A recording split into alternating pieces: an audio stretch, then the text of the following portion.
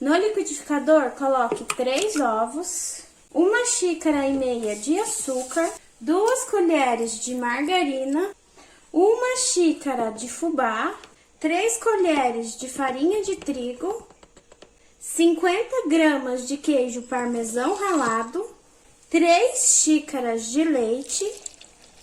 Bata tudo bem, até ficar homogêneo.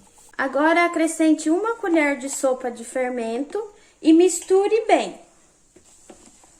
Leve ao forno em forma média untada com margarina por mais ou menos 40 minutos, ou até que ele fique bem douradinho. Bolo prontinho, esse bolo fica uma delícia, macio e molhadinho por dentro, bem cremoso.